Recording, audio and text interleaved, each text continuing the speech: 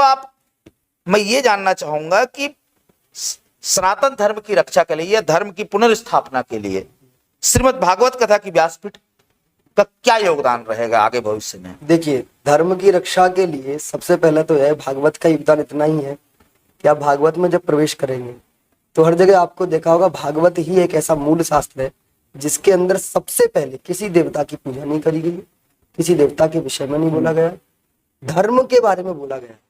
धर्म प्रवंजित कैत्र परमो निर्मत सराणाम, भागवत के अंदर धर्म के बारे में बोला गया है ना, धर्म की स्थापना के बारे में। बताया कि आपकी कथा के पहले या दूसरे दिन बहुत लोगों की घर वापसी आयोजित की गई थी। आपने व्यासपीठ से, जुदेव जी भी पहुंचे थे, आपने व्यासपीठ से लोगों की घर वापसी कराई, जो अन्य मत के अनुयायी हो चुके थे वापस सनातन धर्म की ओर लौटे। तो क्यों आवश्यक है ये घर वापसी और इस प्रकार का कार्यक्रम? देखिए, आवश्यक इसलिए है, सच्चाई जो है जी, कि देश के अंदर समस्या वो लोग नहीं है जी, जो बहुत सारे भगवानों को मानते हैं। जी, समस्या विश्व के अंदर वो लोग हैं जो केवल एक ही व्यक्ति की पूजा करना चाहते हैं, एक ही व्यक्ति को पूजाना चाहते हैं। जी। दूसरा क्या है, भारत जो देश है हमारा, वह प्राचीनतम देश है सबसे, और सबसे प्राचीनतम संस्कृति है। जी। भारत में जितने भी रहने वाले लोग हैं या थे, जी, वो सब हमारे भाई बंधु थे, वो सब ऋषियों की संतान थे। जी। जब एक समय भारत पर आक्रमण हुआ, भारत में खंड खंड हुआ, तो उस वक्त का जो समाज था उनको जबरदस्ती किसी को मुसलमान बनाया गया, किसी को ईसाई बनाया गया। मान लो अब आपके ही बच्चे की गर्दन पर तलवार रख दी जाए और उसको बड़ी अत्याचार के साथ में मारा जाए और पूरे गांव में उसका शीश लेकर के घूमा जाए और कहा जाए जो भी मुसलमान या हिंदू या ईसाई नहीं बनेगा, एक इतिहास की बातचीत कर रहा हूँ, ये मैं कोई अपनी तरफ से नहीं बना रहा हूँ, जो इतिहास में लिखा हुआ आता है कि जिस प्रकार से लोग मुस्लिम बने थे या ईसाई बने थे, और उसके बाद में पूरे गांव को डराया जाए, धमकाया जाए कि आप यदि नहीं बनोगे तो आपका भी यही असर होगा जो हम इसका कर रहे हैं। तो उस वक्त के समाज को आप देखेंगे कि विपरीत परिस्थितियां थी, तो विपरीत परिस्थितियों में होने के कारण से वो सभी लोग जैसे जैसे मजबूरी में कोई मुसलमान बना, कोई ईसाई बना, जैसे भी जिसका भी मतलब जो भी शक्तिशाली ज्यादा हुआ, आसुरी शक्तियां ज्यादा हुई, उन्होंने अपने हिसाब से लोगों को कन्वर्ट किया। धीरे धीरे समय बीता, समय बीतने के बाद में उन्हें ध्यान आया, सबको स्वयं ही वही साधु संतों की समाज की बातचीत सुन के, कि हम सब उन्हीं के भाई हैं, उन्हीं के बंधु हैं, सब हमारे ही हैं। और जब आपको अपना मूल मालूम पड़ जाएगा, मान के चलो आपको अपना खोए हुए, जैसे मान लो आप कुंभ के मेले में खो गए, बचपन में खो गए आप, उसके बाद में किसी व्यक्ति ने आपका लालन पालन कर लिया, तो क्या बाप तुम्हारा वो थोड़ी ना हो जाएगा? आपको एक समय पर मालूम पड़ा कि भाई हमारे पिता ये हैं, बाप ये हैं, तो तुम वहां रहोगे या यहाँ रहोगे? वापस लौटेंगे। वापस लौटेंगे। तो वो अपने असली बाप के पास में आ रहे, वो अपने मूल घर में आ रहे हैं। तो मूल घर में आकर के जिस प्रकार सभी को खुशी होती है वैसी उनको हो रही है। और घर वापसी जो है वो पुण्य का काम है। मैं कहता हूँ प्रत्येक कथावाचकों को, संतों को, साधुओं को, छुआछूत भेदभाव को छोड़ करके सभी को निसंकोच भाव से वापस आना चाहिए। वो लोग भी वापस आए जो लोग मेरी बात को सुन रहे हैं। आपकी वास्तविकता यही है कि आपके जो पूर्वज हैं वो हिंदू ही हैं, और आपका जो उद्धार होना है वो भी हिंदू के ही नाते से होना है। आप देखेंगे हिंदू धर्म में ही ऐसी विशेषता है जो पंच तत्व में विलीन होने के बारे में बोलता है। हिंदुओं के पास में गंगा है, हिंदुओं के पास में यमुना है, हिंदुओं के पास में केदार भगवान है, हिंदुओं के पास में राम जैसी मर्यादित लोग हैं, हिंदुओं के पास में धर्म का पालन करने वाले भगवान श्री कृष्ण हैं। बाकी सब बस एक बार आकलन करें कि हम लोग कहाँ हैं और हिंदू की जो संस्कृति है वो कहाँ है। उसी से प्रभावित होकर के तो सब लोग अपनी स्वेच्छा से हिंदू धर्म में वापस आए हैं। और ये अभी बहुत छोटी मात्रा है, संख्या मैं नहीं खोलूंगा कितने लोग वापस आए हैं, ये लाखों की तादाद में लोग वापस आएंगे। और ये बड़ी प्रसन्नता की बात है कि उसमें ना तो कोई ईसाई को डरने की जरूरत है, ना किसी मुसलमान को डरने की जरूरत है, क्योंकि जो लोग इसको अपना ऐसा मान रहे कि हमारे साथ में ऐसा हो रहा है उनका मूल भी हिंदू ही है। और एक समय ऐसा आएगा पूरे विश्व के अंदर, पूरी दुनिया के अंदर, ये पूरी दुनिया हिंदुत्व के ही रास्ते पर चलेगी और पूरी दुनिया में शांति जो फैलेगी वो तभी फैलेगी जब हिंदुत्व की जय जयकार होगी, क्योंकि हमारे यहाँ ही शांति का भाव रखा गया है। बाकी किसी भी चीज को आप उठा करके देख लीजिएगा, बाकी सब जगह शांति है। आप ईसाई देशों के देश देखेंगे तो उनमें शांति का वातावरण नहीं है। आप मुस्लिम कंट्रियों को देखेंगे उनमें कोई शांति का वातावरण नहीं है। शांति सिर्फ भारत में है। आप ये भी देखेंगे जहां जहां हिंदू होता है वहां वहां का वातावरण देखिएगा, बाकी स्थानों का वातावरण देखिएगा। आप देखेंगे, मैंने देखा जब घर वापसी हो रही थी तो जो लोग मतलब हिंदू धर्म में यज्ञ उपवीत अगलम जगलम पूजा यज्ञ करके वापस आए, उन्होंने अपनों से बड़ों के सभी पैर छूने चालू कर दिए। जबकि जब वो ईसाई रहे होंगे तब उन्होंने किसी के पैर नहीं छुए होंगे, जब वो मुसलमान रहे होंगे उन्होंने कभी पैर नहीं छुएंगे। एक ही दिन में, ओनली वन डे, एक ही दिन में उनके जीवन में इतना बड़ा परिवर्तन है। अभिवादनशीलस्य नित्यं वृद्धोपसेविनः चत्वारि तस्य वर्धन्ते आयुर्विद्या यशो बलम्। उनको पता चल गया कि अपनों से बड़ों के सामने झुकने से हमें ज्ञान की वृद्धि होगी, बल की वृद्धि होगी।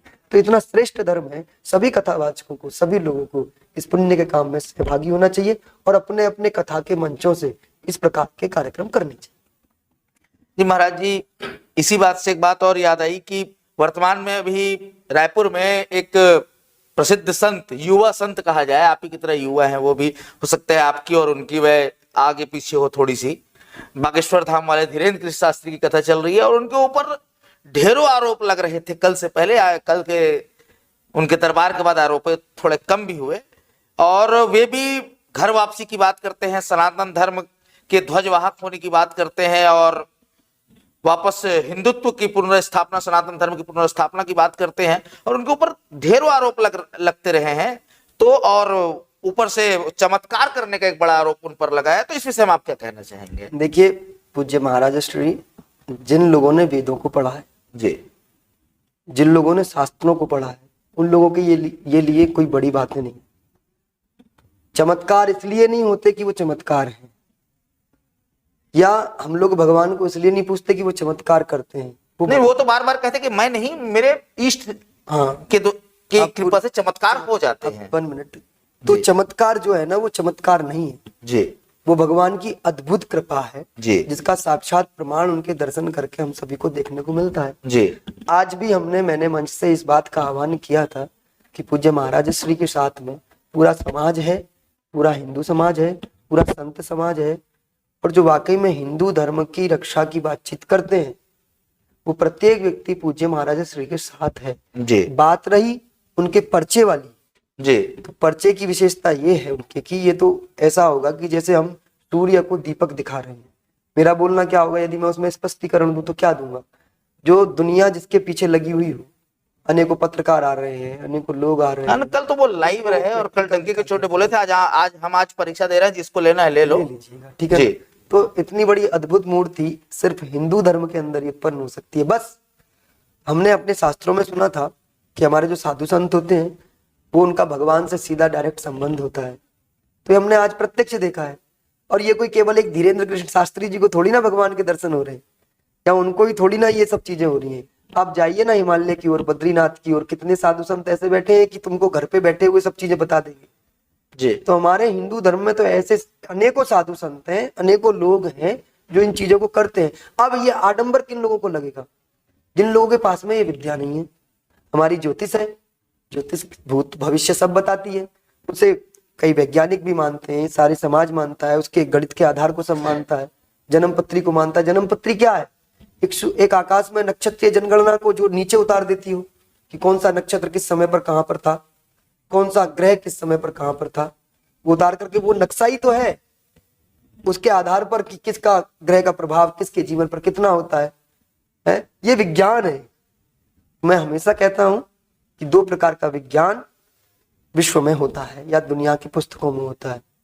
पहला जो पुस्तकों को मतलब जो विज्ञान होता है, मतलब एक साइंस वाला विज्ञान कि इससे इसे जोड़ा, इससे इसे जोड़ा, इससे इसे जोड़ा तो मिलकर के चीजें तैयार होती हैं। लेकिन एक वैदिक विज्ञान है, वो वैदिक विज्ञान जो है, जो ये वाला जो आधुनिक विज्ञान है, वो व्यक्ति को सुलभता प्रदान कराता है। जैसे ट्रेन बनाते हैं हम लोग, फ्लाइट बनाते हैं हम लोग, ये सब चीजें निकली है वहीं से है। लेकिन वेदों के अंदर एक विज्ञान ऐसा भी है जो भगवान को प्राप्त कराने का साधन है, जो भगवान से सीधी इस दुनिया को बनाने वाले, इस दुनिया में रहने वाले लोगों के सीधा कनेक्ट कर देता है। लेकिन वो है कि वो कोई कुछ लोग उसे ले पाते हैं भगवत कृपा से, कुछ लोगों के पास नहीं होता। इस दुनिया के बाद में भी एक दुनिया है जो चल रही है, इसलिए ये उन लोगों के लिए अचंभा है जिन्होंने वेदों को नहीं पढ़ा, जिन्होंने वेदों के मंत्रों को नहीं पढ़ा, जिन्होंने शास्त्रों को नहीं पढ़ा, उनके लिए सच में ही अचंभा है। ये ईसाइयों के लिए अचंभा है, ये मुस्लिमों के लिए अचंभा है, ये उन हिंदुओं के लिए भी अचंभा है जिन्होंने शास्त्र कभी खोल के ही नहीं देखे। तो उनको तो ऐसा लगा कि अब मान लीजिए मैं इसी रूम में रहता हूँ, इसके बाहर की दुनिया मैंने कभी देखी नहीं, तो मैं क्या कहूंगा मेरी दुनिया कहाँ तक है, रूम तक दुनिया ये कमरा है केवल। जी जी अब इसका मतलब ये नहीं है कि यदि मेरी दुनिया कमरा है तो इस कमरे के बाहर दुनिया नहीं है।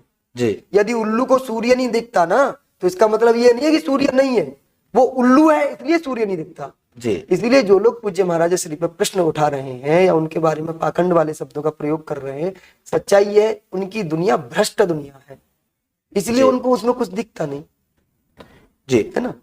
महाराज जी घर वापसी की बात कर रहे हैं और सनातन धर्म के रक्षा की बात कर रहे हैं। आदिकाल से यह सनातन धर्म चलते आया है, यूनान, रोम, मिस्र सब मिट गए जहां से, है ना, बाकी है। तो क्या सच में वर्तमान में आज ये सनातन धर्म खतरे में है? क्या कहना चाहेंगे? देखिए सनातन तो कभी खतरे में नहीं रहता, ये आप क्योंकि उसका नाम ही लगा है सनातन, तो खतरे में कैसे होगा? तो फिर रक्षा क्यों और घर वापसी क्यों? देखिए खतरे का विषय समझिएगा जी। खतरा जो शब्द का प्रयोग होता है, किसी भी रेलवे स्टेशन पर आप देखेंगे तो क्या लिखा होता है, खतरा, ट्रेन के उसके सामने। जी लेकिन इसका मतलब ये नहीं है कि मतलब ट्रेन को कोई खतरा नहीं है जी लेकिन लिखा होता है ना कि खतरा इस पर मत जाइएगा। जी तो यही है, सनातन को कुछ नहीं होने वाला कभी भी जी। लेकिन बहुत सारे देश के कथावाचकों ने, संतों ने, साधुओं ने यही सोच करके कहा था कि भगवान आएंगे हमारी रक्षा करेंगे। लेकिन मैं उन सभी देश के लोगों से भी कहना चाहता हूं कि आप इतने कमजोर क्यों होना चाहते हैं कि आपको बचाने के लिए भगवान को आना पड़े। जी। आपके यहाँ पर राम आए हैं जो शक्तिशाली हैं, जो अकेले वन में जाकर के इतनी बड़ी सेना बनाने का सामर्थ्य रखते हैं, जो समुद्र में पत्थर जिनके नाम से तैरने का सामर्थ्य रखवाते हैं, जो वन में जाकर के भी एक बड़ी सेना एक राजा से लड़ने का सामर्थ्य रखते हैं, जो कृष्ण है जो अकेले महाभारत की भूमि में खड़े होकर के धर्म की स्थापना करने का सामर्थ्य रखते हैं। ऐसे प्रेरणादायक लोग हमारे हिंदू धर्म के अंदर आए हैं, भगवान के रूप में आए हैं। तो हम उनके विचारों को साथ लेकर के यदि चलेंगे तो हम भगवान को इनविटेशन, आप मान लीजिए कोई पावरफुल आदमी है, अब यदि हम पर विपत्ति आएगी तब हम उसको याद करेंगे तो उसकी भूमिका अलग होगी। लेकिन हम यदि किसी शक्तिशाली व्यक्ति को या शक्तिशाली भगवान को हम उनके पास में हाथ जोड़ के निमंत्रण ये करेंगे, प्रभु मेरे यहाँ भोजन है आप आइएगा ना, तो उस मुलाकात में और युद्ध वाली मुलाकात में दोनों में अंतर होगा। तो मैं सभी हिंदू समाज से एक बात कहना चाहते हूँ कि सब लोग एक पावरफुल लोग बने, शक्तिशाली बने, राम बने, कृष्ण बने, उनका जैसा विचार अपने अंदर लेकर के आए। भगवान कृष्ण ने गीता इसलिए थोड़ी ना बोली थी कि मंदिर में रखें हम लोग, भगवान श्री कृष्ण ने गीता इसलिए थोड़ी ना बोली थी कि हम उसकी पूजा करें। भगवान श्री कृष्ण ने गीता इसलिए बोली थी कि मानव अपने जीवन में उनके श्लोकों को पालन करे। अब कुछ लोगों को देखता हूं मैं कि भगवान को ही श्रीमद् भगवत गीता सुनाने लग जाते हैं, सोचते हैं भगवान हमें पुण्य देंगे।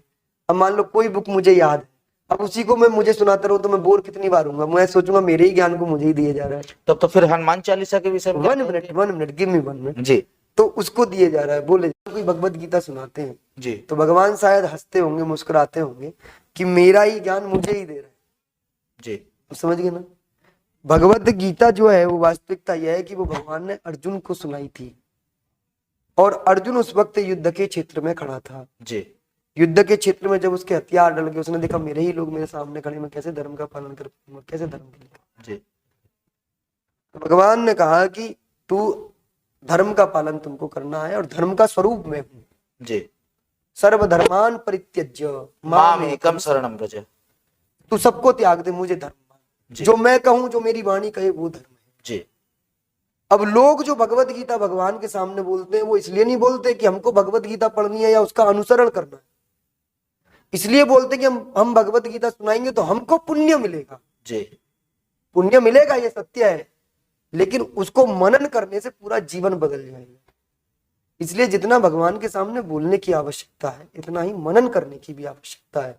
भगवान के सामने ये भाव लेकर के हमें शास्त्र कोई भी पढ़ना चाहिए कि हे प्रभु, आपका जो ज्ञान इसके अंदर विद्यमान है मैं उसे आपके सामने बोल रहा हूँ, आपको समक्ष रख के ऐसा बोल रहा हूँ कि आप मेरे समक्ष बैठे हैं, मेरी जो भी गलतियां होंगी वो मेरे मस्तिष्क में आप डालेंगे, उसका मैं स्वयं सुधार करूंगा और इसको अपने जीवन में उतारूंगा या लोगों को जीवन में प्रदान करूंगा। ये भावना आने की बहुत आवश्यकता है। आपने पूछा था कि तो हनुमान चालीसा पर आपका क्या विचार है। बाबा तुलसीदास जी ने ये हनुमान चालीसा लिखी है। हनुमान चालीसा रामचरितमानस के अंदर ये वाली बोली है, तुलसीदास जी की यही ना है। क्या उससे पहले हनुमान जी नहीं थे क्या? थे। तब तो क्या उस वक्त हनुमान जी को प्राप्त करने का साधन नहीं था क्या? थे, था। सब चीजें थी ना। ऐसा तो नहीं कि हनुमान चालीसा के द्वारा हनुमान जी को प्राप्त हुआ जाएगा, नहीं, हाँ वो एक मार्ग है। वो एक मार्ग है जी। अब नदियां चाहे कितने भी रास्तों से बहे, लेकिन जाना उनको सागर में। लेकिन हनुमान चालीसा एक अपने आप में पॉजिटिव एनर्जी है। उसे व्यक्ति पढ़ता है, हमारे शास्त्र एक पॉजिटिव अपने आप में एनर्जी है, वो एक एनर्जी पावर है। इसीलिए हमारे संतों ने, ऋषियों ने जितने भी शास्त्र दिए हैं, पुराण दिए हैं, उन सबका मूल उद्देश्य यही है कि मानव सतमार्ग पर चले, धर्म के मार्ग पर चले, है ना, अच्छे कार्य करे। यदि कोई भी व्यक्ति बहुत अच्छे कार्य करता है, सब चीजें करता है, तो वो शास्त्र जीवन में एक बार पढ़ना उसके लिए काफी रहेगा। और यदि वो पूरे जीवन पर्यंत शास्त्र पढ़ता और कर्म ठीक नहीं करता जी। तो आपको क्या लगता है उसका शास्त्र पढ़ना ठीक है क्या? आपको लगता है वो शास्त्र की सिद्धि कर पा रहा है क्या? शास्त्र से जो चाहिए वो उसको मिल पा रहा है? नहीं होता ना भैया। आप देखते हैं बहुत सारे लोग शास्त्रों को पढ़ते हैं, आचरण कुछ होता है, व्यवहार कुछ होता है, शास्त्र को सिद्ध नहीं कर पाते, शास्त्र जो कैसा है उन अनुसार आचरण नहीं कर पाते। तो इसीलिए जो मूल यही है शास्त्रों का, सब चीजों का, कि आप एक अच्छा आचरण करें। वेद व्यास जी ने इसीलिए इन शास्त्रों की व्याख्या की थी कि भारत के इतिहास की व्याख्या इसलिए की गई थी कि हमारे जो संत ऋषि मुनि जो यहाँ पर वीर लोग उत्पन्न हुए हैं, कि उन जैसा भारत होना चाहिए, उन जैसा विश्व होना चाहिए। इसी भाव से ये सब पुराण लिखे गए थे। उसी भाव से भगवान श्री गणेश स्वयं आए थे कि भाई इस संसार में रहने वाले जो लोग हैं, इतने वीरों की कथाएं सुनेंगे, इतने धार्मिक लोगों की कथाएं सुनेंगे तो धर्म का पालन हो सकेगा। इतना सा भाव था बस। जी। तो शास्त्री जी, एक आखिरी सवाल, और सवाल ना कहा जाए, संदेश, हमारे चैनल के माध्यम से आप सनातन धर्मावलंबियों को क्या संदेश देना चाहेंगे? देखिए, 3 काम सनातन धर्म के लोगों को करने चाहिए जी। आप बहुत सारे काम नहीं कर सकते, केवल 3 काम आपको करने चाहिए। जी। पहला काम है नित्य प्रतिदिन अपने देश के जितने भी मंदिर हैं, अपने देश में जितने भी मतलब अपने स्थान पर मंदिर होते हैं, हर गांव में मंदिर होता है, हर गांव के अंदर कोई ना कोई पूजनीय स्थान होता है, हर गांव के अंदर कोई ना कोई संत होते हैं। तो सबसे पहले यह है कि सुबह सुबह पहले तो मंदिर जाने की आदत डालें, उससे एक लाभ होगा। जी। सबसे बड़ा लाभ तो यह है कि हम इस स्ट्रेस भरी लाइफ में इतने मतलब डिमोटिवेट हो चुके हैं, इतने डिप्रेस्ड हो चुके हैं सब लोग दुनिया के, कि उन्हें पता ही नहीं कि संसार में मैं क्यों आया हूँ। तो मंदिर जब जाते हैं तो मंदिर एक ऐसी जगह है जहाँ पर स्वयं भगवान विराजमान होते हैं, जहाँ पर एक पॉजिटिव एनर्जी होती है। जब हम मंदिर जाकर के कोई कार्य करते हैं तो एक पॉजिटिव एनर्जी लेकर के करते हैं, तो हम नेगेटिव एनर्जी से आउट होकर के पॉजिटिव एनर्जी में इन होते हैं, और फिर इस दुनिया में जब आते हैं तो एक सकारात्मक भाव लेकर के आते हैं। तो हमारे जीवन के जो लक्ष्य है, टारगेट है, उसको प्राप्त करने का एक ये मार्ग हो सकता है कि एक अच्छा काम किया जा सकता है। दूसरा, मंदिर में जितने भी लोग जाते हैं उसकी एक प्रेरणा है कि मंदिर में जितने भी लोग भगवान के दर्शन करके जाते हैं तो दिन में वो कोई इतना बड़ा पाप नहीं करते या इतना बड़ा कर्म नहीं करते जिससे कि उनका जीवन संकट में पड़े। आप देखेंगे जितने भी देश के अंदर अपराध होते हैं, उन अपराधों का एक मूल कारण होता है, वो है शराब। आदमी कोई भी चीज करेगा तो पहले नशे में रहेगा, शराब पिएगा, किसी को हत्या करने जाएगा तो भी शराब पी के जाएगा, किसी का रेप करेगा तो भी शराब पी के करेगा, किसी का 90% के जो एक्सीडेंट है वो ड्रिंक के द्वारा होते हैं, या तो गाड़ी तेज चल रही हो या ड्रिंक किया हुआ हो तब वो मारता है। तो आप देखेंगे मंदिर में जितने भी जाने वाले लोग हैं वो यदि मंदिर जा रहे हैं तो इस प्रकार के कर्म नहीं करेंगे, और अपने जीवन में एक बात सोचेंगे कि भाई मुझे ये कर्म नहीं, छोड़ने का प्रयास करेंगे, यदि करते भी तो छोड़ने का प्रयास करेंगे। लेकिन नींव जो मॉर्निंग होगी वो अच्छी से प्रारंभ होगी तो रात भी अच्छी से प्रारंभ होगी। इसीलिए एक हर किसी के जीवन में एक आध्यात्मिक की जरूरत है, एक अच्छा व्यक्ति बनने की जरूरत है, और उन सभी देश के जो साधु संत हैं, कथावाचक हैं, जो समाज का नेतृत्व करने वाले लोग हैं, उनको एक मेरा मैसेज है कि आप सब लोग धूम धड़क्के से हिंदुत्व की जय जयकार करें, निसंकोच भाव से हिंदुत्व के लिए बोलें, निसंकोच भाव से हिंदू समाज के साथ खड़े हों, निसंकोच भाव से हर जाति के व्यक्ति के घर में, हर घर में आप जाएं, हर घर को अपने पास बुलाएं, सभी को हृदय से लगाएं, सभी को अच्छी तरीके से लगाएं और सभी को ये जो मंदिर के जो हमारे द्वार हैं विधर्मियों को छोड़ करके पूरे हिंदू समाज के लिए खोलें, ऐसा मेरा सभी से निवेदन है। और जितने भी विधर्मी लोग हैं उनको भी एक मैसेज है, आप हमारे भाई हैं, आप हमारे बंधु हैं, इस हिंदू धर्म के सारे रास्ते आपके लिए खुले हुए हैं, आप एक बार आइएगा। आकर के आपको लगता है कि मेरा जीवन हिंदू धर्म में आने से या ईसाई बने रहने से, मुसलमान बने रहने से, जब तुम मुसलमान हो तब आपका जीवन क्या है, जब आप ईसाई हो तब आपका जीवन क्या है, और जब आप एक हिंदू का जीवन देखोगे तब आप देखोगे कि आपका जीवन जो वास्तविक जीवन है, जिसकी जरूरत है, वो जीवन आपको यहाँ प्राप्त होगा। मान लो मैंने जन्म ले लिया, मेरे जीवन में मुझे यही नहीं पता कि मैं क्यों आया हूँ, मेरी लाइफ में मेरे को यही नहीं पता कि मुझे क्या करना है, मैं सिर्फ उठा, खाया, पिया, सो गया, मीट मांस मच्छी शराब पिया, खा गया, बुढ़ा हो गया, मर गया, फिर उसके बाद का क्या जीवन है जी, पता ही नहीं। फिर आ रहे, फिर जी रहे, फिर आ रहे, फिर जी रहे। कम से कम हमें मालूम तो रहे कि हम क्यों आ रहे।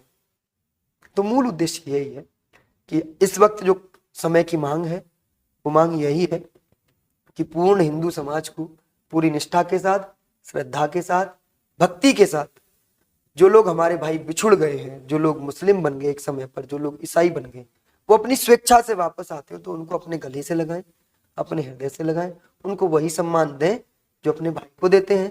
इस प्रकार के सम्मान देने की आवश्यकता है।